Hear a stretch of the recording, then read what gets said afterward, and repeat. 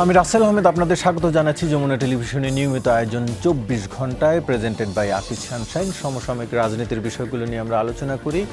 আজকেও আলোচনা করতে চাই এবং এই আলোচনার জন্য তিনজন অতিথি আমরা স্টুডিওতে আমন্ত্রণ জানিয়েছি। তাদের সাথে শুরুতেই পরিচিত হয়ে নিচ্ছি। ডান দিক থেকে শুরু করছি। জনাব শহীদুল ইসলাম বাবুল, সাধারণ সম্পাদক জাতীয়তাবাদী কৃষক দল, আপনাকে আলোচনায় স্বাগত। রয়েছেন জনাব ডক্টর আসিফ মোহাম্মদ শাহান, অধ্যাপক উন্নয়ন অধ্যয়ন বিভাগ, ঢাকা বিশ্ববিদ্যালয়, আপনাকে আলোচনায় স্বাগত জানাচ্ছি। এবং রয়েছেন জনাব ফরিদুল হক, যুগ্ম সদস্য সচিব, জাতীয় নাগরিক পার্টি, আপনাকেও আলোচনায় স্বাগত। এবং স্টুডিওর বাইরে নিউ ইয়র্ক থেকে আমাদের সাথে যুক্ত হবেন আমাদের সহকর্মী মাহফুজ মিশু। আমরা আলোচনায় ফিরছি। মূল আলোচনায় একটু মিশু ভাইয়ের কাছ থেকে জেনে আসতে চাই। আসলে তিনি আজকে সারা দিন এবং গতকালের থেকেই আসলে গেল কয়েকদিন ধরেই নিউ ইয়র্কে রয়েছেন এবং জাতিসংঘ কাভারেজ এবং আজকের ঘটনাটিও তিনি দেখেছেন। মিশু ভাই, আপনি আমাকে যদি শুনে থাকেন একটু জানতে চাইছি, আসলে যেটি ঘটেছে এটি তো সবাই জানি, কিন্তু প্রশ্ন হচ্ছে যে প্রধান উপদেষ্টার সফরের সঙ্গী হওয়া সত্ত্বেও তারা কেন আলাদা পথ দিয়ে যাচ্ছিলেন? প্রধান উপদেষ্টা ভিআইপি গেট দিয়ে যাচ্ছিলেন, তারা কেন সেটি পাচ্ছিলেন না? যদিও সরকারিভাবে বলা হচ্ছে যে ভিসা জটিলতা, মানে সেটি কোন ধরনের জটিলতা যে তাদের এরকমের একটি ঝুঁকিপূর্ণ জায়গার মধ্যে দিয়ে যেতে হচ্ছিল, এবং এটি জানা সত্ত্বেও যে সেখানে আওয়ামী লীগের কর্মীরা রয়েছে? ধন্যবাদ রাসেল। এই এই প্রশ্নগুলোর খুব সুনির্দিষ্ট উত্তর এখন পর্যন্ত কোনো আমাদেরকে দেয়নি। ঘটনা যেটি ঘটেছে সহজ করে বললে, যে ছবি আমরা দেখেছি বা নিজের চোখে যেটি দেখেছি, সেখান থেকে বলা যায় যে বিমানবন্দরে, অর্থাৎ জেএফকে বিমানবন্দরে 4 নম্বর টার্মিনালে এমিরেটস এর ফ্লাইটটি ল্যান্ড করে। ল্যান্ড করার পরে যেটি হয়েছিল যে প্রধান উপদেষ্টার সফর সঙ্গী যারা, তাদের একটা বড় অংশই ভিআইপি প্রোটোকল পাওয়ার কথা, এবং তারা পেয়েছিলেনও। আমি যতদূর জানি বা বুঝি, তারা ভিআইপি প্রোটোকলটি পেয়েছিলেন। আমরা এখন পর্যন্ত যতটুকু নিশ্চিত হয়েছি তাতে শুধুমাত্র রাজনৈতিক নেতৃবৃন্দের ভিতরে আক্তার হোসেন, যিনি এনসিপির সদস্য সচিব, তার হচ্ছে ইমিগ্রেশনে তার একটু সময় লেগেছে। অর্থাৎ প্রাইমারি ইমিগ্রেশনের পরে অফিসাররা আরেকটা ইমিগ্রেশন করেন, সেটির জন্য আসলে 40 থেকে 45 মিনিট সময়, কখনো কখনো 1 ঘন্টা লেগে যায়। আমরা ধারণা করছি যে এই যে এনসিপি নেতা আক্তার হোসেনের এই যে বাড়তি সময়টুকু লাগলো, সেই সময় কিন্তু বাকি 4 জন রাজনীতিবিদ, অর্থাৎ বিএনপির মহাসচিব মির্জা ফখরুল ইসলাম আলমগীর, পররাষ্ট্র বিষয়ক উপদেষ্টা তারেক রহমানের, হুমায়ুন কবির সাহেব, সৈয়দ আব্দুল্লাহ মোহাম্মদ তাহের, জামাতের নায়েবে আমির এবং তাসনিম, যারা তারা বের হয়ে গেছেন। ঝামেলা সংকটটি হচ্ছে যে এদের জন্য একজন প্রোটোকল অফিসারও থাকার কথা। এখন কয়েকটা বিষয় একেবারেই মীমাংসিত না। সেটি হচ্ছে যে মির্জা ফখরুল ইসলাম আলমগীরের মতো সিনিয়র রাজনীতিবিদ যে প্রধান উপদেষ্টার সফর সঙ্গী হিসেবে আসছেন, যেহেতু তারা সরকারি কোনো পদে এই মুহূর্তে নাই, ফলে তাদের পদমর্যাদা এখানে কি দেখানো হয়েছে সেটি একটি ইস্যু। আমি খুবই বিস্মিত হয়েছি যে ঘটনাটি জেনে, যে এই 4 জন, অর্থাৎ আক্তার ছাড়া বাকি 4 জন রাজনীতিবিদ যে আক্তারের জন্য অপেক্ষা করছিলেন, সেটি কি কারণে করছিলেন, এটি আসলে খোঁজ খবর নেওয়ার চেষ্টা করলাম। এবং ওইখানে থাকা আমার সংবাদকর্মীও যারা ছিলেন প্রধান উপদেষ্টার সফর সঙ্গে অন্য যারা, তাদের কাছ থেকে যেটা জানতে পারলাম সেটি খুবই আপত্তিকর। সেটি হচ্ছে এই 5 জন রাজনীতিকের জন্য একটি গাড়ি বরাদ্দ ছিল। ফলে আক্তার না আসলে আসলে তারা মুভ করতে পারবেন না, যে কারণে তাদেরকে অপেক্ষা করতে হয়েছে।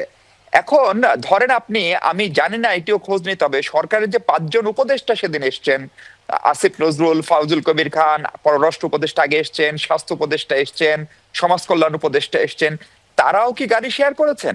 এই প্রশ্নটি কিন্তু তুলবার সুযোগ রয়েছে। যদি না থেকে, তাহলে 5 জন সিনিয়র রাজনীতিবিদ একটি গাড়িতে থাকার কারণে কিন্তু তাদের যেহেতু দেরি হয়েছে, ফলে তারা আসলে মূল যে প্রোটোকল সেটি থেকে অনেকখানি ডিটাচড হয়ে পড়েছেন, যে কারণে তাদের সময় লেগেছে। ফলে তারা যখন আসে, ঘটনাটি হচ্ছে যে সকালে আওয়ামী লীগ যে বিক্ষোভটি করেছিল সেটি করেছিল 8 নম্বর টার্মিনালে, যেটি হচ্ছে 4 নম্বর টার্মিনাল থেকে প্রায় 3.5 থেকে 4 মাইল দূর। এবং বিএনপিও যে স্বাগত জানিয়ে সমাবেশ করেছে আওয়ামী লীগের পরে অনুমতি অনুযায়ী, সেটা 8 নম্বর টার্মিনালে। অর্থাৎ 4 নম্বর টার্মিনালে নির্মাণ কাজ চলার কারণে ওখানে অনুমতি দেয়নি। সেটি হচ্ছে যে টার্মিনালে প্রধান উপদেষ্টা ল্যান্ড করবেন তার থেকে 4 মাইল দূরে। কিন্তু জামাতের লোকজনই শুধুমাত্র তাহের সাহেবকে অ্যাটেন্ড করার জন্য তারা বেশ কিছু মানুষজন নিয়ে তারা 4 নম্বর টার্মিনালে ছিলেন। সেখানে সেই অর্থে বিএনপির অথবা এনসিপির কিন্তু কোনো নেতৃবৃন্দ বা যুক্তরাষ্ট্র দলের পক্ষ থেকে কেউ ছিলেন না। ফলে তারা যখন তাহের সাহেবকে রিসিভ করতে গেছে, তখন বাই ডিফল্ট তারা সেই প্রোটোকলটি আসলে বাকি চারজনে পেয়েছে। এই সময় ওদের ভিতরে আওয়ামী লীগের কেউ কেউ অথবা আওয়ামী লীগকে সমর্থন করেন কিংবা এনসিপির প্রতি রাগ আছে তারা কেউ কেউ গেছেন এবং খুব কাছ থেকে আপনি যদি ঘটনাটি দেখেন একদম পিঠের সামনে গিয়ে ঢিল ছুটছে, ডিম ছুটছে এবং সেখানে মির্জা ফখরুলও কিন্তু তাদের এক ধরনের মৌখিক ভর্ৎসনার শিকার হয়েছেন। ফলে ঘটনাটি স্পষ্টত যেটি বোঝা যাচ্ছে এটি হচ্ছে একদম নিরাপত্তাজনিত দুর্বলতা। দুই হচ্ছে যে তাদের প্রোটোকল, আমি জানি এখানে এত বড় বহুজাতিক সমাবেশ বা সংস্থার মিটিং যখন হয় তখন গাড়ি ম্যানেজ করা টাফ, কিন্তু আপনি 5 জনকে একটি গাড়ি দেওয়া, সেজন্য না হলে হয়তো এত ঝামেলা বা সিকিউরিটি নিয়ে এত উদ্বেগ হতো না। ফলে এই বিষয়গুলোতে স্পষ্টভাবেই বিএনপি মহাসচিব বিশেষ করে দারুণভাবে বিরক্ত তিনি, অবশ্যই সেটি বোঝা যায়। বিএনপির পক্ষ থেকে গতকালকে আমাদেরকে সমস্যা, কোঅর্ডিনেশনের সমস্যা, জামাতে একই কথা বলেছে। এমনকি জামাতের যে নেতা সৈয়দ আব্দুল্লাহ মোহাম্মদ তাহের, তাকে কিন্তু নেওয়ার জন্য তার নেতা কর্মী স্বজন আলাদা গাড়ি নিয়ে এসেছিলেন। ফলে প্রোটোকলের লোকজন তাকে অনুরোধ করায় তারা 5 জন পরবর্তীতে একই গাড়িতে ফিরেছেন। ফলে এইটি হচ্ছে আসল ঘটনা। ফলে ওই জটিলতার কারণের চেয়েও বড় কথা হচ্ছে প্রোটোকল এবং সিকিউরিটি, এবং এখানে নানান ধরনের গোয়েন্দা সংস্থার কর্মকর্তারা কর্মরত। পররাষ্ট্র উপদেষ্টা আগের দিন এসেছেন, এক ধরনের সমন্বয় করেছেন, করার পরে এই ব্যবস্থাটি করা হচ্ছে। ফলে পুরো ব্যবস্থাপনা নিয়ে কিন্তু প্রশ্ন তোলার সুযোগ রয়েছে। ফলে সরকার যে বিবৃতিটি দিয়েছে যে শুধুমাত্র ভিসার কারণে বিষয়টা দেরি হয়েছে, সেটি যেরকম সত্যি, পাশাপাশি কিন্তু পুরো আয়োজনেও খানিকটা মানে ঠিক মন্ত্রী বা উপদেষ্টারা যে প্রোটোকলটি পেয়েছেন সেই একই প্রোটোকলটি কেন মির্জা ফখরুল ইসলাম আলমগীর কিংবা পেলেন না, সৈয়দ আব্দুল্লাহ মোহাম্মদ তাহের বা এনসিপির সদস্য সচিব পেলেন না, সেই প্রশ্ন তোলার সুযোগ থাকছে। আসলে আরেকটা বিষয় স্পষ্ট করি, প্রধান উপদেষ্টার সাথে আসা উপদেষ্টারা কোন দিক দিয়ে বের হলেন, সেই ছবি কোথায়? সেই ছবি কিন্তু কারো কাছে নাই। অর্থাৎ উপদেষ্টা আসিফ নজরুল, উপদেষ্টা ফজলুল কবির খান এবং অন্য যে আরো 3-4 জন উপদেষ্টা তার সঙ্গে এসেছেন, তাদেরকে কাউকে কিন্তু আমরা ওই গেট দিয়ে বের হতে দেখেননি। তার মানে তারা কিন্তু ঠিকই প্রোটোকল নিয়ে বের হয়েছেন। এখন এটি আপনি বলতেই পারেন যে সরকারে থাকা এবং না থাকার ভিতরে একটা পার্থক্য থাকতে পারে, কিন্তু ওনারা যে এসছেন তারা নিজের কাজে আসেন নাই, তারা রাষ্ট্রীয়ভাবে আমন্ত্রিত হয়ে এসছেন। জি, আমরা নিশ্চয়ই পুরো চিত্রটি আসলে আমরা বুঝতে পেরেছি। মাহফুজ মিশু, আপনাকে ধন্যবাদ জানাচ্ছি আমাদের সাথে অংশ নেওয়ার জন্য এবং এই বিস্তারিত জানানোর জন্য।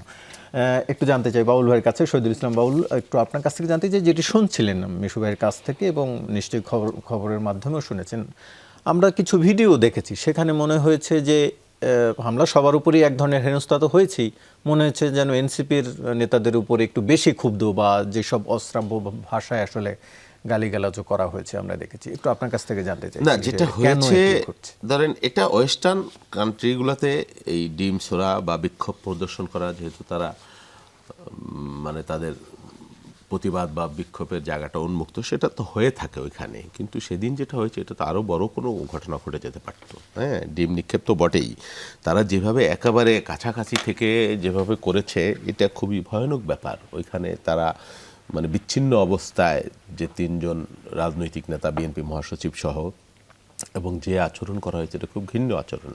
বিএনপির মহাসচিব একজন প্রবীণ রাজনৈতিক নেতা, অন্য একজন নারী নেত্রী এখানে যারা বিগত আন্দোলনে নেতৃত্ব দিয়েছেন, গুরুত্বপূর্ণ জায়গায়, এদের নিরাপত্তা দেবার দায়িত্ব তো বাংলাদেশ রাষ্ট্রের যেমন আছে এবং যারা অতিথি হয়েছেন তাদেরও রয়েছে। এখানে উনি তো বললেন রাসেল সাহেব, যেটা মারাত্মক সমন্বয়হীনতার ব্যাপার এখানে ঘটেছে। শুধু এটা নতুন ঘটনা নয়, এর আগে মাহফুজ সাহেব, তার আগে আসিফ নজরুল সাহেব যেভাবে হেনস্থা হয়েছেন, এটা তো খুবই দুর্ভাগ্যজনক ব্যাপার। আমাদের এখানে দূতাবাস আছে, তাদের কি কাজ, বা যারা আমাদেরকে আমন্ত্রণ জানালো তাদের কি কাজ? এবং উনি যে প্রশ্নটা করলেন যে উপদেষ্টা মহোদয়রা চমৎকারভাবে চলে গেলেন শান্তিপূর্ণভাবে, এখানে পিছনে একজন নেতাকে রেখে বা তার ইমিগ্রেশন জটিলতা সময় নিল, তাকে রেখে তোমরা কীভাবে যাবেন, কি সেই প্রোটোকলে কারা ছিল, দায়িত্বে কারা ছিল, এখানে বিরাট জটিলতা বা এখানে গাফিলতি আছে। যে বারবার যে বলা হয় যে দূতাবাসগুলো এখনও ফ্যাসিস্টদের প্রেতাত্মারা বসে আছে, খানিক 2-1টা পরিবর্তন হলেও এগুলো তো যারা বিদেশে থাকেন তারা প্রতিনিয়তই বলছেন, এবং এই বিষয়গুলো তো বারবার মানে ওই কাদম্বিনীর মতো মরিয়া প্রমাণ করিতে হইবে না যে এখানে কি হচ্ছে। গাফিলতি যে আছে এখানে, শত শত মানুষ তো আর যায় নাই, কতজন মানুষ গিয়েছে।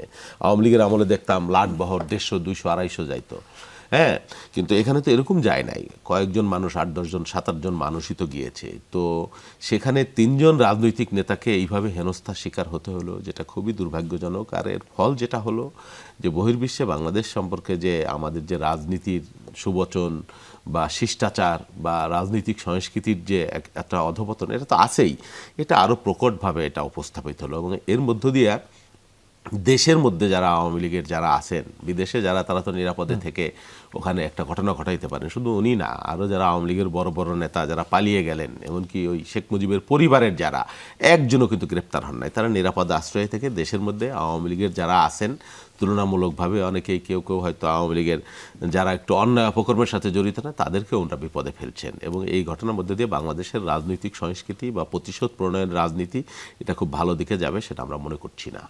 জি, ফরিদুল হক, একটু আপনার কাছ থেকে জানতে চাই যে এর মধ্যে এনসিবির পক্ষ থেকে প্রতিবাদ জানানো হয়েছে বা সংবাদ সম্মেলনে, পাশাপাশি কর্মকর্তাদের শাস্তিও দাবি করেছেন। একজন কর্মকর্তার বোধহয় পদ সহ উল্লেখ করেছেন যে নিউ ইয়র্কের কনসাল জেনারেলকে অবিলম্বে পদত্যাগ করতে হবে, পাশাপাশি যারা দায়ী রয়েছেন। আমরা কিছুটা অবশ্য মিশবের কাছ থেকে মনে হলো যে সেদিকের কিছুটা ত্রুটি থাকতে পারে। আপনাদের কাছে কি আরও কোনো তথ্য রয়েছে যে কর্মকর্তাদের কোন ধরনের গাফিলতি ছিল বা এরা স্বেচ্ছায় বা অনিচ্ছায়?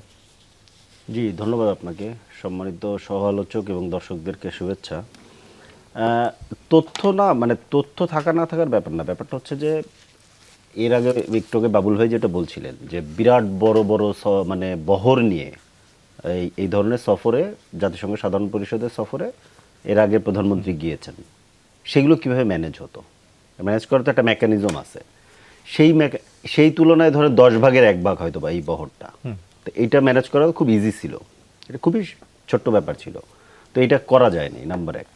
নাম্বার 2, আমাদের কাছে বিভিন্ন রকম তথ্য আসছে, আমি সবগুলো ভেরিফাইড না বিধায় এখানে বলাটা কিছুটা রিস্কি, তারপরে তো এই যে নামগুলো আমি বলতে পারছি না, কিন্তু তথ্য হচ্ছে যে ধরেন কনসুলার অফিসে যারা আছেন, কনসুলার জেনারেল সহ যারা এই ইয়েটার মধ্যে দায়িত্বে ছিলেন, দেখা গেছে তারা প্রায় প্রত্যেকেই আওয়ামী লীগের সময় নিয়োগপ্রাপ্ত এবং প্রত্যেকেরই কোনো না কোনো ধরনের আওয়ামী লীগকে সার্ভ করে প্রাইস পোস্টিং হিসেবে ওইখানে গেছে, এই ধরনের ব্যাপার আছে। একজনকে সম্ভবত এই সরকার সরিয়ে দেওয়ার চেষ্টা করছিল, মানে ট্রান্সফার করার চেষ্টা করছিল, সেটাও পরে কি প্রক্রিয়ায় যেন মানে ঠেকে গেছে কিংবা ঠেকানো হয়েছে।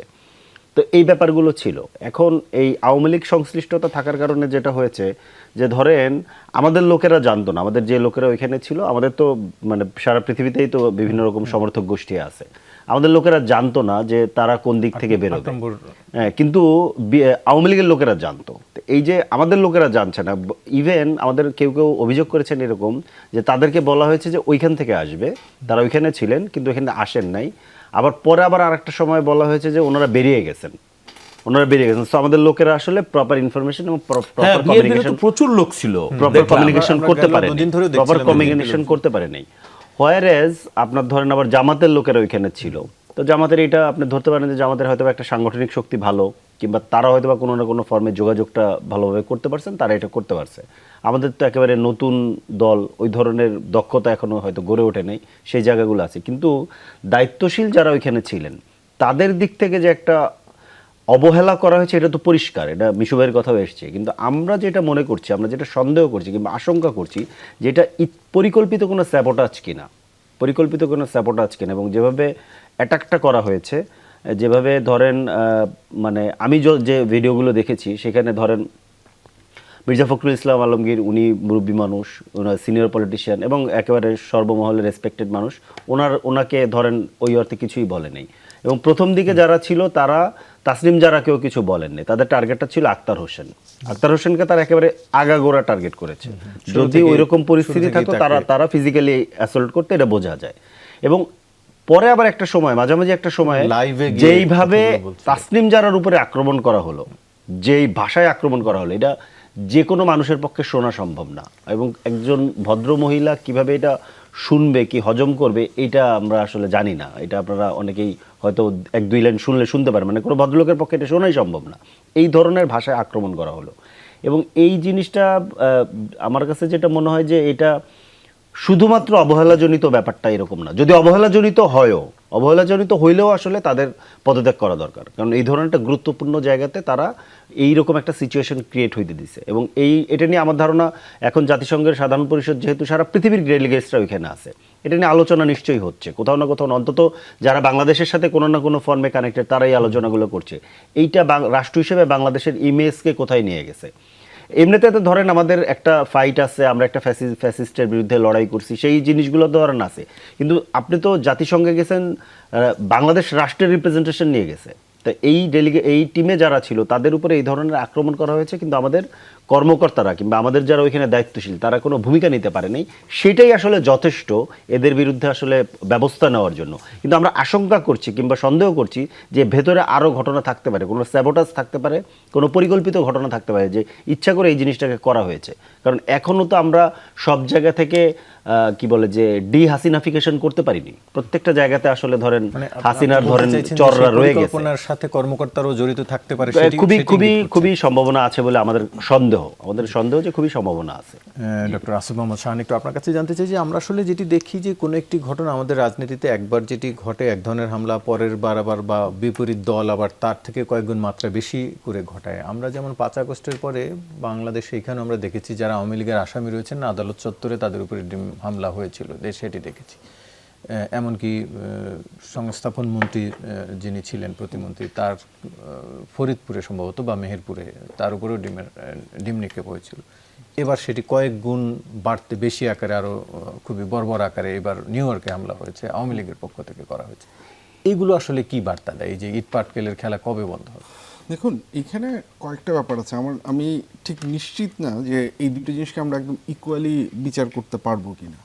কারণ আপনি যে প্রথম যেটা, সেইখানে একদম পরিপূর্ণভাবে আপনি খুব পরিষ্কারভাবে বলতে পারেন যে সেটা হচ্ছে গিয়ে ওইখানে সরকারের একটা সুনির্দিষ্ট রেসপন্সিবিলিটি আছে, এবং সেটা যে একদম কোনো একটা দল বা দল তার হচ্ছে গিয়ে উইন্ডেটটা নিয়ে ওখানে দাঁড়িয়েছিল সেটার বেসিসে করেছে, এইভাবে একদম স্পেসিফাই করে দেওয়া সেটা হচ্ছে আমাদের পক্ষে এখনও সম্ভব না। হতে পারে, সেটার একটা পসিবিলিটি থাকতে পারে, সেটা আমরা ডিনাই করতে পারি না, কিন্তু এটা একদম দলীয় ঘোষণা দিয়ে প্রস্তুতি নিয়ে দাঁড়িয়ে থেকে সেটা করা অ্যান্ড দেন হচ্ছে গিয়ে সেটাকে সেলিব্রেট করা যে এটা একটা অসাধারণ কাজ হয়েছে, ব্যাপারটা আসলে সেটা ছিল না। কিন্তু এই ঘটনাটা কিন্তু ডিফারেন্ট। আপনি যদি দেখেন যে আপনি আওয়ামী লীগের যে সমর্থক গোষ্ঠী বা যারা এসেছিলেন তারা কিন্তু এই ঘটনার আগে থেকেই তারা বেশ জোরে সোরেই বলছিলেন যে তারা একটা হচ্ছে গিয়ে বিক্ষোভ বা এরকম কিছু একটা করবেন, এবং এটা this not the first time they have kind of reflected that. এর আগে হচ্ছে গিয়ে আপনি মাহফুজ আলম উপদেষ্টা, তাকে হচ্ছে গিয়ে করা গেছে, এবং যেটা খুব পরিষ্কার যে এই গণ অভ্যুত্থান বা আপরাইজিংয়ের নেতৃত্বের পজিশনগুলোতে যারা ছিলেন তাদের প্রতি রাজনৈতিক দলটির একটা বিশেষ ক্ষোভ আছে।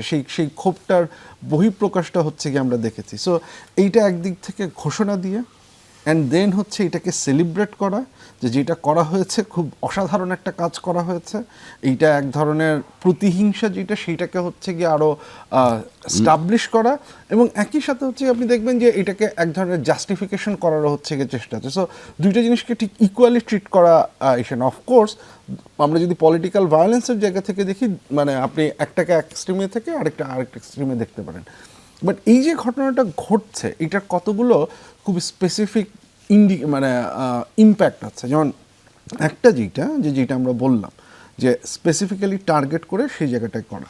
আরেকটা জিনিস যেটা আমার কাছে খুব ইন্টারেস্টিং লেগেছে, মানে আপনি এনসিপির নেতৃবৃন্দ যেটা তাদের বক্তব্যে যদি দেখেন বা সবারই সাথেই দেখেন যে এইখানে দায়টা কিন্তু বারবার দেওয়া হচ্ছে ইন্টারিম গভর্নমেন্টকে, অ্যান্ড রাইটলি, এটা নিয়ে কোনো ডাউট নাই যে তাদের ব্যর্থতা বা একই সাথে, কিন্তু এই দায়ের পেছনে একটা আন্ডারলাইং টোন আছে। টোনটা হচ্ছে এইটা আওয়ামী লীগের কাছ থেকে এক্সপেক্টেড, যে আওয়ামী লীগ এই কাজটাই করবে, এইটা তারা অতীতেও করে আসছে, এটা হচ্ছে গিয়ে মানে মাহফুজ আলমের ক্ষেত্রেও ঘটেছে, আগের ক্ষেত্রেও ঘটেছে, এবং আওয়ামী লীগ একটা পলিটিক্স অফ রিভেঞ্জ যেটা সেটাকে ইনস্টিটিউশনালাইজ করার কাজ করছে। সো এইটাতে কিন্তু এখন আর কেউ খুব বিস্মিত হচ্ছে না। সো আপনি এই যারা আওয়ামী লীগের যারা সেলিব্রেট করছেন এরপরেই ঘটনাটাকে, তাহলে তারা চিন্তা করেন তাহলে ব্যাপারটা কি দাঁড়াচ্ছে। একটা রাজনৈতিক দলের আমরা তার কার্যক্রম স্থগিত থাকলেও তার এখন পরিচিতি হচ্ছে পলিটিক্যাল স্পেসে যে এই দলটার পক্ষে এই ধরনের কার্যক্রম করা খুব স্বাভাবিক, এই দলটা এই ধরনের কার্যক্রম করবে, এবং সেটা একটা ইম্প্যাক্ট তো মানুষের মধ্যে পড়ে। People are watching this, people are saying this, এবং মানুষজন দেখতেছে একদিকে তো কোনো রিমোর্সের কিছু নাই, আরেকদিকে হচ্ছে কি এই ধরনের কাজকর্মের সেলিব্রেটেড ইসে।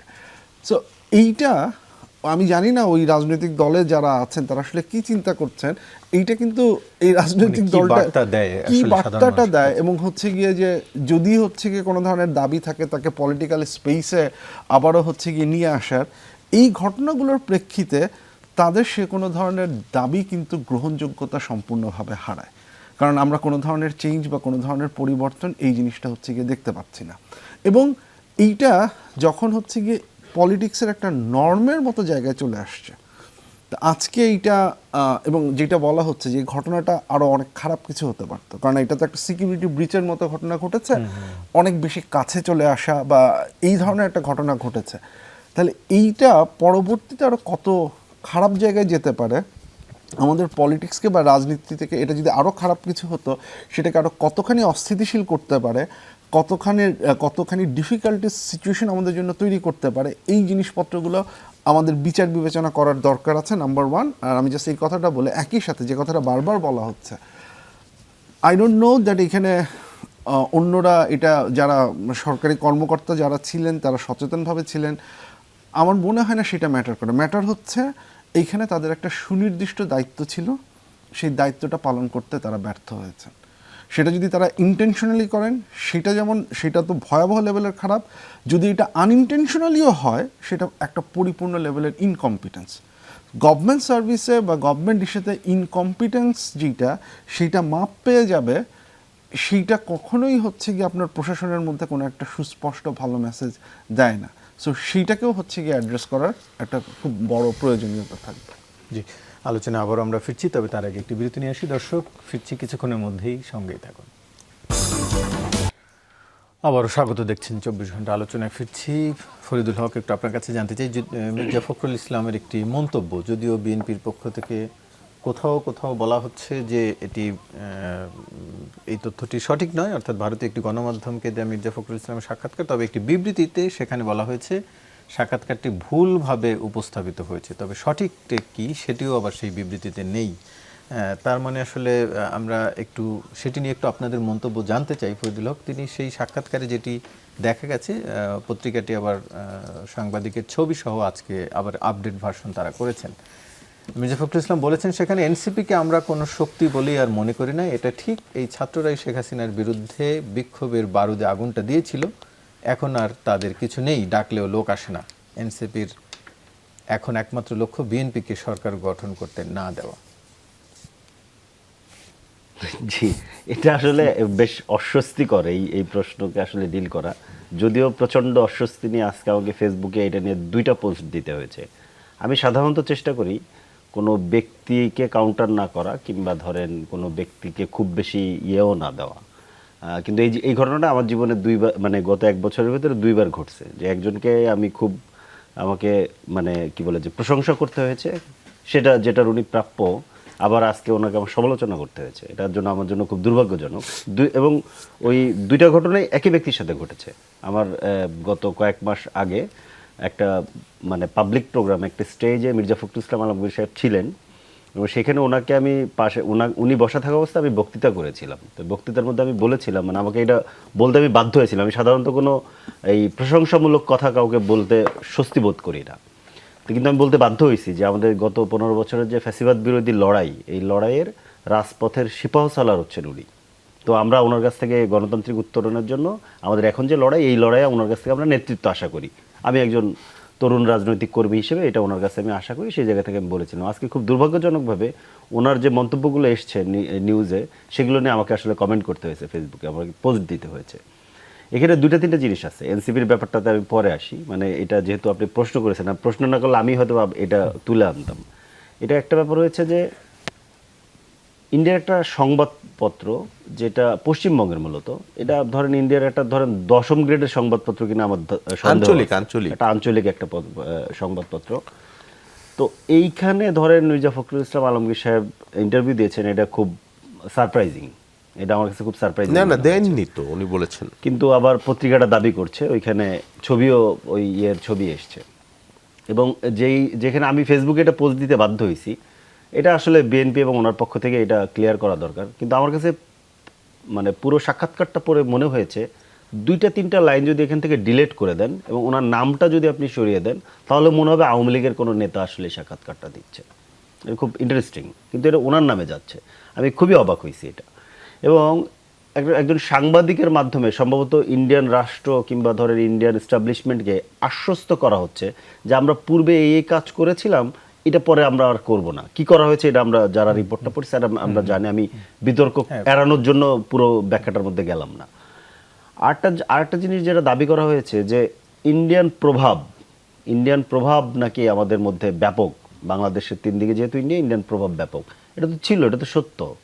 কিন্তু আমরা তো ধরেন জুলাইয়ে আমরা যখন আমাদের বন্ধুরা, আমাদের সহযোদ্ধারা, আমরা যখন রাস্তায় নেমেছি, এবং বিএনপি ছাত্রদল যুবদলেরও তো অনেক মানুষ রাস্তায় ছিল, তারা এবং শহীদ হয়েছে, তো তারা তো আসলে দিল্লি না ঢাকা স্লোগান দিয়ে পুলিশের গুলির সামনে বুক পেতে দাঁড়িয়েছিল। তার মানে ওই যে প্রভাব, ওই প্রভাবের বিরুদ্ধে তো আমরা রাস্তায় দাঁড়াইছি, আমরা জীবন দিয়ে দাঁড়াইছি, এবং ওইটাকে আমরা হটাই দিছি, ওটা আর এখন নাই।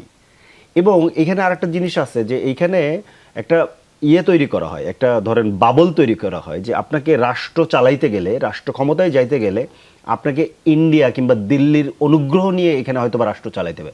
আমরা বলতে চাই জুলাইয়ের পরে ওই বাংলাদেশ নেই, বাংলাদেশ চেঞ্জ হয়ে গেছে। আপনি দিল্লির সাথে চোখে চোখ রেখে মর্যাদা নিয়ে শিরদাঁড়া উঁচু করে আপনাকে রাষ্ট্র চালাইতে হবে, যারাই আগামী দিনে রাষ্ট্র চালাতে চান, সেটা যে হোক। এটা আমাদের ব্যাপার না, এটা বিএনপি কিংবা অন্য কোনো রাজনৈতিক দলের ব্যাপার না। এখানে যে একটা নতুন জেনারেশন তৈরি হয়েছে, যারা আসলে পকেটে চিরকুট লিখে নিয়ে বন্দুকের গুলির সামনে দাঁড়াইতে গেছিল, এটা মেনে নিবে না। এটা আমাদেরকে খুব পরিষ্কারভাবে বুঝতে হবে।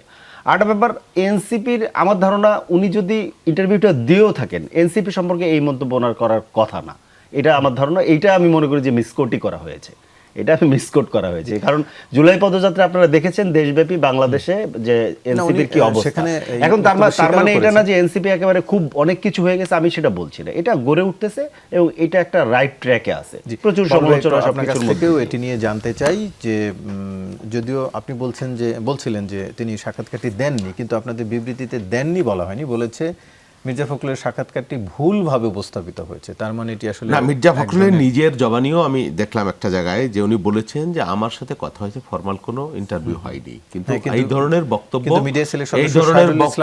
আমরা দেইনি। তাহলে মিডিয়া সেলের সদস্য জনাব সাইরুল ইসলাম খানের পাঠানো যে বিবৃতি গণমাধ্যমে, সেটি কোত্থেকে আসলো? নিশ্চয়ই তিনি মির্জা ফখরুলের কনসার্ন ছাড়া দেননি এই বিবৃতিটি। হতে পারে, ধরেন যদি ধরেও নেই দিয়েছেন, কিন্তু উনি কি বলেছেন যে এই ধরনের বক্তব্য উনি দেননি। আচ্ছা, হ্যাঁ, ভুলভাবে উপস্থাপন হয়েছে।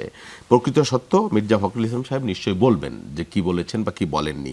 শোনেন, ইন্ডিয়ার যে পত্রিকা এখন নাকি, যে পত্রিকাটা, এটা একেবারে অনুল্লেখযোগ্য পত্রিকা। মির্জা ফখরুল ইসলাম আলমগীর বাংলাদেশের জাতীয়তাবাদী দলের মহাসচিব, ওনার কাছে আনন্দবাজার পত্রিকা যদি হতো তাহলে আমরা একটা দায়িত্ব, বা হিন্দু বা ডন, এই যত ভারতের বহু পত্রিকা আছে, তারা মির্জা ফখরুল ইসলাম আলমগীরের স্লট চেয়ে অনেক সময় পান না। আর ইন্ডিয়ার ওই পত্রিকা মির্জা ফখরুল ইসলাম আলমগীর ইন্টারভিউর জন্য স্লট চেয়ে পেয়ে গেলেন, আর ইন্টারভিউ করে দিলেন, যা ইচ্ছা তাই বলে দিলেন বিষয়গুলো। আর মির্জা ফখরুল ইসলাম আলমগীর খুব মিতব্যয়ী, মানে কি পরিমিতি বোধ রেখে কথা বলেন সবসময়। কখনো ওনার কোনো ফার্স কথা বা স্ল্যাং কথা খুব কম দেখেছি আমরা। তিনি এই ধরনের বক্তব্য যে আওয়ামী লীগকে চাই, জাতীয় পার্টিকে চাই, বা এনসিপি কিছু নাই, বা এই ধরনের বক্তব্য, আক্রমণাত্মক বক্তব্য, শোনেন, মির্জা আলমগীর বা সালাউদ্দিন আহমেদ, এদেরকে টার্গেট করা হয়েছে আগে থেকে। আপনি দেখছেন নানান জায়গায় নানানভাবে তাদেরকে হিউমিলিট করা, হেয় প্রতিপন্ন করা, বা তাদের চরিত্র হনন। এটা তো সামাজিক। আমি একটা বিষয় একটু জানতে চাই, সেখানে একটি কথা এসেছে 30 আসন চেয়েছে জামাত, এটি বলেছে। একটু আপনার কাছে জানতে চাই, আসলে জামাত কতটি আসন? আমি জানি না জামাত আসন কত চেয়েছে বা আদৌ চেয়েছে কিনা, এই ধরনের আমার জানবার কথা না। হ্যাঁ, আর যেহেতু সাক্ষাৎকারটা নিয়েই এটা ফ্যাব্রিকেটেড বলা হচ্ছে, সেই ক্ষেত্রে উনি জামাত 30 আসন বাংলাদেশের কোনো পত্রিকার কাছে না বলে ভারতের এক অখ্যাত পত্রিকার কাছে উনি বলতে গেলেন, এটা বিশ্বাসযোগ্য বলে আমি মনে করি না। ডক্টর আসিফ মোহাম্মদ শাহান, একটু আপনার কাছ থেকে জানতে চাই যে ওই সময় বিশেষ করে গণ অধিকার পরিষদে নুরুল হক নুরের উপর হামলার পরে আমরা দেখেছি সব রাজনৈতিক দলগুলোকে প্রধান উপদেষ্টা আমন্ত্রণ জানিয়েছিলেন, এবং সেইটি নিয়ে তখন বেশ আলোচনা হয়েছিল। এই সাক্ষাৎকারে সেই প্রসঙ্গটিরও একটি লাইন এসছে, সেটি নিয়ে একটু আপনার কাছে জানতে চাই যে ফেব্রুয়ারিতে ভোটের বাজ ধরতে না পারলে তিনি আর থাকবেন না মার্চ থেকে। এইটি কি আসলে এক ধরনের, যদি সেটি সত্যিও হয়ে থাকে, বা তখন এই সময় মানুষ অনেকটা এটি আশাও করছিল যে প্রধান উপদেষ্টা এরকম কিছু একটা বলুক, সেটি হয়তো জনসম্মুখে বলেনি, কিন্তু রাজনৈতিক দলগুলোকে এমনটি কি বলতে পারেন, বা এটি কোনো বিশেষ ইঙ্গিত দেয়? দেখুন, এইটা নিয়ে বলা একটু ডিফিকাল্ট, কারণ আমরা যে জিনিসটা নিয়ে কথা বলছি সেটা আসলেই হচ্ছে গিয়ে মানে সত্যিকার অর্থে বলা হয়েছে কিনা সেটা আমরা জানি না। তো সেটার বেসিসে কোনো একটা কমেন্ট করা মানে হচ্ছে যে আমি হয়তো একটা মানে অসত্য অর্ধসত্য কোনো একটা কিছু নিয়ে হচ্ছে কথা বলছে। মানে আমি ব্যক্তিগতভাবে বিশ্বাস করতে চাই মানে ডক্টর মির্জা ফখরুল ইসলাম আলমগীরের ভূমিকা, তিনি যা মানে যা ভূমিকা রেখেছেন, যেভাবে উনি কথা বলেন, যেভাবে হচ্ছে গিয়ে উনি লিবারেল ডেমোক্রেটিক পলিটিক্যাল অর্ডারটাকে উনি প্রেফারেন্স দেন, সেইখানে আমি বিশ্বাস করতে চাই যে এই ধরনের কথাবার্তা তিনি বলেননি। এইটা হয় কোনো ধরনের মিসকোট হয়েছে, অথবা মানে যেটা এখন পরিষ্কার যে এই সাংবাদিকের সাথে তার দেখা হয়েছে, এটা তো বোধহয় হচ্ছে কি তারা তাদের নতুন যে আপডেট ভার্সন সেখানে একটা ছবি হচ্ছে, যে তার মানে কথা হয়েছে। এখন সেই কথাতে উনি আসলে কি বলেছেন, কিসের বেসিসে এটি বলেছেন, সেটা আসলে আমাদের পক্ষে যতক্ষণ পর্যন্ত উনি বলছেন, আমি আশা করবো যেটা যে যেহেতু আমার বিশ্বাস উনি বলেননি, উনি একটা খুব ক্লিয়ার একটা ক্ল্যারিফিকেশন দেবেন যে মানে যদি এই মুহূর্তে শুধুমাত্র বলা হয় যে আমার বক্তব্যকে ভুলভাবে উপস্থাপন করা হয়েছে, এটা আসলে পুরো একটা ক্ল্যারিফিকেশন দেয় না। আমাদের খুব স্পষ্ট করে জানা দরকার যে কোন জায়গাটুকুতে হচ্ছে ওনাকে মিসকোট করা হয়েছে, কোন জিনিসটা উনি হচ্ছে বলেননি, কোন জিনিসটা হয়তো পুরোটাই মিথ্যা এইভাবে এসে করা হয়েছে। এই ক্ল্যারিফিকেশনটা যত তাড়াতাড়ি ওনাদের কাছ থেকে আসে তত হচ্ছে গিয়ে আমার মনে হয় মঙ্গল। আর আপনি যে কথাটা বললেন যে এইটা মানে এইটা হতে পারে, কারণ নির্বাচন নিয়ে যেই জিনিসটা, আমি again we don't necessarily know that এটা হয়েছে কিনা, কিন্তু এর আগে থেকেই আমরা জানি যে ফেব্রুয়ারির নির্বাচন এবং ফেব্রুয়ারির সেটা নিয়ে এবং সরকারেরও এটা নিয়ে যেই পরিকল্পনা বা যেভাবে ছিল, সেটার সাথে তো সরকার পরবর্তীতে বারবার বলেছেন যে তারা ফেব্রুয়ারির মধ্যেই হচ্ছে ইলেকশনটা দিতে চান। এটা তো তারা এর আগে যে বিভিন্ন মিটিং টিটিং হয়েছে, সেটা তো মানে ক্লোজ ডোর মিটিংয়ে ওইভাবে বলার আলাদা কোনো ইস্যু থাকে কিনা আমি জানি না, কিন্তু বিভিন্ন সময় তো সরকার বলেছেনই যে তারা চাচ্ছেন হচ্ছে গিয়ে নির্বাচনটা ফেব্রুয়ারির মধ্যে হচ্ছে করে দিতে, যেটা প্রেস সচিবও বিভিন্ন সময় হচ্ছে গিয়ে প্রকাশ করেছেন। সো এটা যদি বলেনও, সো দ্যাট ক্যান হ্যাপেন, সেটা হতে পারে। এগেইন আমার মনে হয় তার চেয়ে বড় ইম্পর্টেন্ট ব্যাপারটা হচ্ছে জনাব মির্জা ফখরুল ইসলাম আলমগীর, যাকে এটা খুব পরিষ্কার যে আমরা যে তিনজন এখানে বসে আছি বিভিন্ন দল হিসেবে, we all showed respect to him মানে as an elderly political leader, and kind of হচ্ছে কি উনি যে রেসপন্সিবিলিটিটা বা যে দায়িত্বটা হচ্ছে কি উনি পালন করেছেন। সো ওই ক্ল্যারিফিকেশনটা ওনার কাছ থেকে যত দ্রুত সম্ভব আসে, যত দ্রুত উনি আমাদের বলতে পারেন যে কোন জায়গাগুলোতে এসে হয়েছে, তত দ্রুতই আমার মনে হয় সবার জন্যই একটা ইস্যু হবে। জি, আলোচনা আবারও ফিরছি আমরা, তবে একটি বিরতির পর। দর্শক সঙ্গেই থাকুন, ফিরছি কিছুক্ষণের মধ্যেই।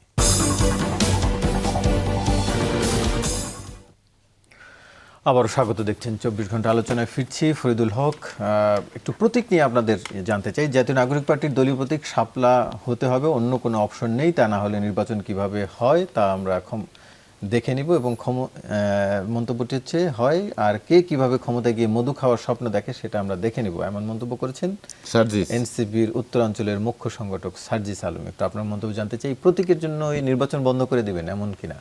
না, এটা নির্বাচন বন্ধ এরকম না, এটা তো আসলে একটা ধরেন ইয়ের কথা, রেটোরিক্যালি বলা জিনিসটা। আর একটা ব্যাপার হচ্ছে যে মানে যেটা হচ্ছে যে মধু খাওয়ার ব্যাপারটা, এটা তো আসলে করতেই হবে ক্ষমতায় যেয়ে, যাতে কেউ মধু খেতে না পারে। এটার জন্যই তো নতুন রাজনৈতিক বন্দোবস্ত, এই চেষ্টা তো করতেই হবে। এটা লড়াইটা তো ওইখানেই।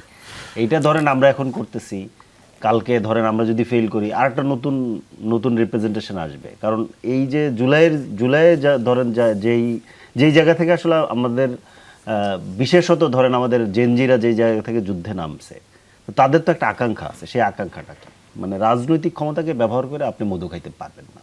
এটা রাজনীতি করতে গেলে আপনাকে সেবা দিতে হবে। এই জায়গায় বাংলাদেশকে তো কনভার্ট করতে হবে। বাংলাদেশ ওই জায়গায় এখনো যায়নি, আমরা একটা ট্রানজিশনে আছি, তো কনভার্ট করতে হবে। তো সেই চেষ্টা তো করতে হবে। আর আমরা তো মানে খুব স্ট্রংলি অনেকগুলো লজিক দিয়েছি, আইনি ব্যাখ্যা দিয়েছি, অনেকগুলো মানে তথ্য দিয়েছি, সব মিলে আমরা স্ট্রং আর পজিশন দিয়েছি যে আমরা শাপলা পেতে পারি। শাপলা পাওয়ার ব্যাপারে আমাদের কোনো, কমিশন বলছে যে তাদের যে তালিকা, যে 100-এর বেশি, এই তালিকায় রাখার জন্য আমরা তাদেরকে খুবই জোরালো অনুরোধ করেছিলাম। তারা এটা কেন রাখে নাই আমরা এটা জানি না। এটা কোনো বিশেষ মহলের কারণে কিনা, কিংবা নাকি এনসিপিকে তারা পছন্দ করে না, এনসিপি চাইছে বিদায় দেওয়া যাবে না, এই ধরনের কোনো ব্যাপার আছে কিনা আমি ঠিক জানি না। কিন্তু এটা দেওয়ার পেছনে যে সমস্ত যুক্তিগুলো দেওয়া হয়েছিল, না দেওয়ার পেছনে যে সমস্ত যুক্তিগুলো, আমরা এগুলো সবগুলোই আসলে ডিবাঙ্ক করেছি। আমরা কিন্তু বলেছি যে এই কারণে এটা দেওয়া যায়। তো এখন আমরা আসলে যেহেতু হয় না, আমরা অনুরোধ জানাতে চাই। আমরা বারবার তাদের সাথে আমরা বসতেছি, কথা বলছি। আমরা এখন আশাবাদী যে নিশ্চয়ই এটা তো একটা পলিসির ব্যাপার, একটা জাস্ট একটা পলিসি সেট করে আপনার ধরেন যদি শাপলাকে ওইখানে ইনক্লুড করা হয়, ইনক্লুড করে এটা দেওয়া সম্ভব, এটা কোনো ব্যাপার না। এবং এনসিপি শাপলা দাবি করা এবং সারা দেশব্যাপী ধরেন আমরা যে গত জুলাই পদযাত্রা করেছি, এনসিপির মার্কা হিসেবে, জনগণের মার্কা হিসেবে শাপলাকে বাংলাদেশের জনগণ গ্রহণ করেছে, এটা আসলে ওনাদের দেখা উচিত। কারণ গণদাবি বলে একটা ব্যাপার থাকে, তো গণদাবি কিন্তু আইন সংবিধান এগুলোর ঊর্ধ্বে, গণদাবির উপরে একটা ব্যাপার থাকে। তো এটা আসলে এখন একটা গণদাবি এনসিপি, এটা আসলে আমাদের কোনো নিজস্ব ব্যাপার না, আমরা নিজেরাও আসলে এটার ঊর্ধ্বে, মানে এটা আমাদের ইচ্ছা নিরপেক্ষ না। আমরা যদি এখন নাও চাই শাপলা, আমাদেরকে আসলে শাপলার জন্যই যেতে হবে, মানে এটা আমাদের চাওয়ার উপরে না। কারণ আমাদের সাথে যুক্ত, আমাদেরকে যারা ফলো করে, আমাদের যারা সমর্থক, তারা সবাই আসলে শাপলাকে অ্যাকসেপ্ট করে নিয়েছে এবং শাপলাই তারা চায়, অন্য কোনো কথা কেউ শুনতে চায় না। এরকম একটা প্রেশার একেবারে সব জায়গা থেকে আমাদের উপরে আছে। সো এনসিপির মানে শাপলার বাইরে এনসিপির ভাবার কোনো সুযোগ নেই।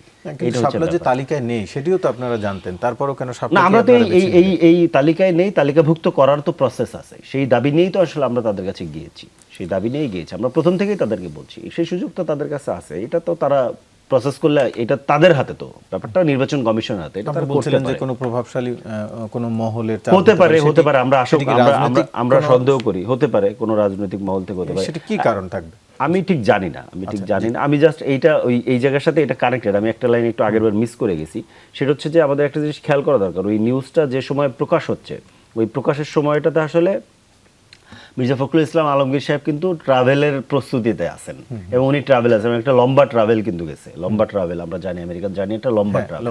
তো এই সময়টাতে আসলে উনি এটাকে রেসপন্স করতে পারবেন না, ওরকম একটা সময় কিন্তু এটা পাবলিশ করা হচ্ছে, খুবই গুরুত্বপূর্ণ, কিন্তু খুবই মজা এটা। আমার কাছে যেটা মনে হচ্ছে, এটা পুরো বক্তব্যটি এই মাসের শুরুর দিকে নেওয়া, কিন্তু এখন কেন পাবলিশ করছে যে সময়টাতে উনি আসলে রেসপন্স করতে পারছেন না, উনি আসলে ট্রাভেলের মধ্যে আছেন।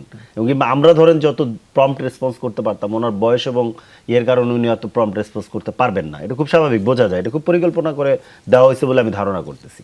এবং এই পরিকল্পনার মধ্যে খেয়াল করেন যে এখানে যেটা করার চেষ্টা করা হচ্ছে, সেটা হচ্ছে যে এক পক্ষের সাথে আর এক পক্ষের একটা ধরেন মনে করেন যে সংঘাত তৈরি করার চেষ্টা করা হচ্ছে।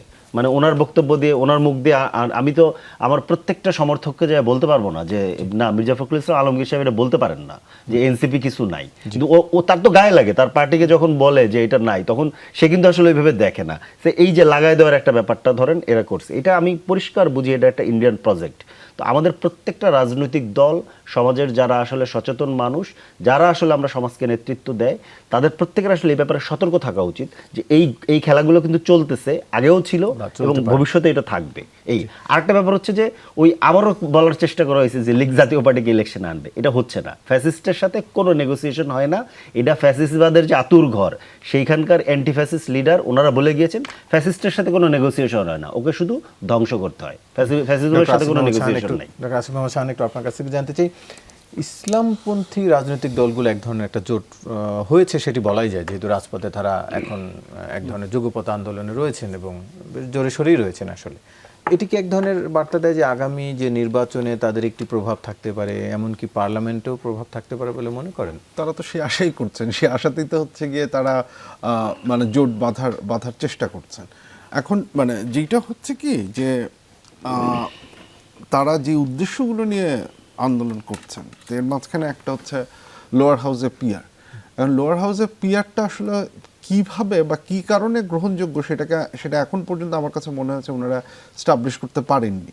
তো তারা বিভিন্ন সময় বলার চেষ্টা করছেন যে এখানে আগের যে নির্বাচন পদ্ধতি সেটা খারাপ, সেটা তো হচ্ছে গিয়ে এই ঝামেলাগুলো আছে, কিন্তু একই সাথে লোয়ার হাউসে পিয়ারে যে সমস্যাগুলো তৈরি হয়, সেই সমস্যাগুলোর কোনো ধরনের অ্যাড্রেস কিভাবে করা যাবে সেটার কোনো যুক্তিসঙ্গত ব্যাখ্যা এখন পর্যন্ত আমরা আমাদের কাছে পাইনি। সরকারের যে ইনস্ট্যাবিলিটি যেটা তৈরি হয়, যেটা আমরা দেখেছি বিভিন্ন সময় বিভিন্ন দেশে হয়েছে, আমরা একই সাথে হচ্ছে গিয়ে দেখেছি যে আপনার কোনো কনস্টিটিউয়েন্সি সার্ভিস, কে হচ্ছে আপনার এমপি, সেটা না জানার ফলে কনস্টিটিউয়েন্সি সার্ভিস পেতে যে ঝামেলাগুলো হয়, সেই সমস্যারও বা কীভাবে সমাধান ওনারা করবেন সেটাও হচ্ছে কি ওনারা বলেননি, বা সেগুলোর বিনিময়ে ওনারা যেটা মানে সেই সমস্যাগুলো তৈরি করে ওনারা যে সমাধানে প্রপোজ করছেন সেটা আসলে কতখানি গ্রহণযোগ্য সেটার কোনো ব্যাখ্যা আমরা পাইনি। এই যে কোনো ধরনের ব্যাখ্যা ছাড়া আন্দোলনে চলে যাওয়া, এইটা কতখানি গ্রহণযোগ্য আমি ঠিক জানি না।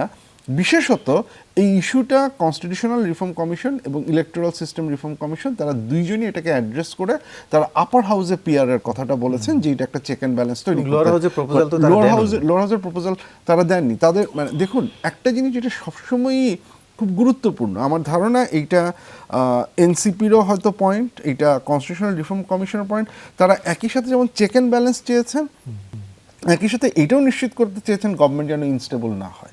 গভর্নমেন্ট যদি হচ্ছে গিয়ে ঘন ঘন পড়তে থাকে, গভর্নমেন্টের মেজরিটি যদি না থাকে, আপনি যদি হচ্ছে গিয়ে 1 বছর 2 বছর 3 বছর পর পর যদি হচ্ছে এরকম সিচুয়েশন হয়, তাহলে সরকারকে রান করা ইজ এক্সট্রিমলি ডিফিকাল্ট। এবং এই কারণে দেখুন, ইভেন কনস্টিটিউশনাল রিফর্ম কমিশন তারা যখন উচ্চকক্ষের দায়িত্বের কথা বলেছেন, সেই দায়িত্বে কিন্তু তারা যেই লোয়ার হাউস থেকে যে বিলগুলো যাবে, সেই বিলগুলোতে আপার চেম্বারে একটা অ্যাডভাইজারি রোলের কথা বলেছেন, এবং শেষ সিদ্ধান্ত তারা ছেড়ে দিয়েছেন লোয়ার হাউসের হাতে, যাতে কোনো ধরনের এখানে ডিফিকাল্টি সিদ্ধান্ত না দিলেও সেটা যেন হচ্ছে গিয়ে লোয়ার হাউসের ইসে দিয়ে চলে।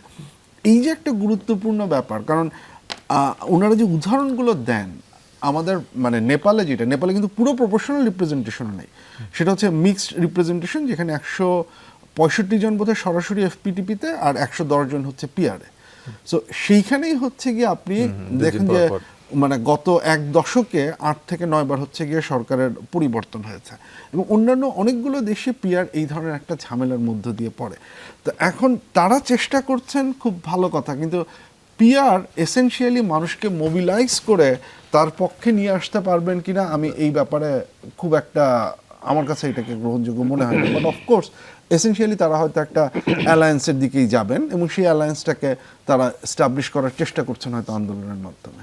জি, শহীদুল ইসলাম বাবুল, একটু আপনার কাছে জানতে চাই, লোয়ার হাউসের পিআর নিয়ে হয়তো এরই মধ্যে অন্যান্য অনেক দলই আসলে লোয়ার হাউসে পিআর চান না, কিন্তু আপার হাউসে পিআরের ক্ষেত্রে আবার অনেক দলই চান, কিন্তু সেক্ষেত্রে এখনো বিএনপির পুরোপুরি বোধহয় ইঙ্গিত মেলেনি। না, সেগুলো নিয়ে আপার হাউসে পিআর হবে কি হবে না, কতটুকু হবে, সেগুলো নিয়ে আলোচনা হতে পারে, অবশ্যই হতে পারে। পিআর যে একেবারে নাম গন্ধ শোনা যাবে না, বিষয়টা এরকম না। পিআরও হতে পারে আমাদের দেশে, লোয়ার হাউসে হতে পারে, সেটা সময় সাপেক্ষ, মানুষকে প্রস্তুত করবার ব্যাপার আছে। অনেকগুলো জটিলতা, ডিফিকাল্টিজের কথা উনি যেটা বলেছেন আছে, 100টা ডিফিকাল্টিজ আছে, সেইটা নিয়ে পরিষ্কার কোনো ধারণাও নাই, আমার নিজেরও ধারণা নেই। যেমন আমি একটা বলি যে এই পিআর সিস্টেমে স্বতন্ত্র প্রার্থীরা কিভাবে নির্বাচন করবেন, স্বতন্ত্র প্রার্থী কেউ যদি নির্বাচন করতে চান কিভাবে করবেন। আবার পিআরে এটাও আছে যে গণবিচ্ছিন্নতার একটা ব্যাপার আছে।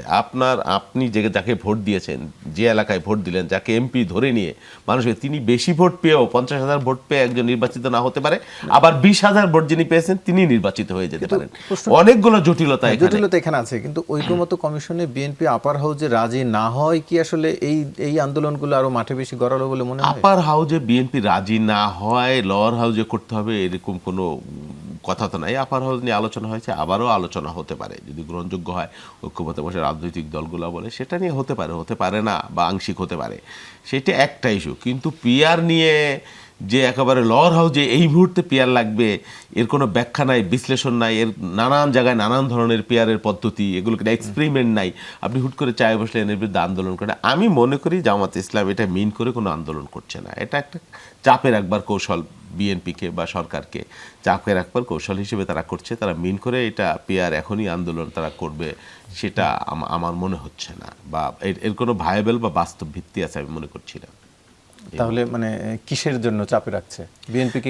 চাপে রাখছে নানান কৌশল, আগামী নির্বাচনে আধিপত্য বিস্তার করা, সিট বাড়ানো, বা বিএনপিকে প্রেসারে রাখা, ওই যেটা বললেন হতে পারে, বা সরকারকে প্রেসারে রাখা, নির্বাচন বিলম্বিত করা, এটা হতে পারে, বা নির্বাচনকে ভণ্ডুল করা, এটাও হতে পারে তাদের ইচ্ছা, আগ্রহ।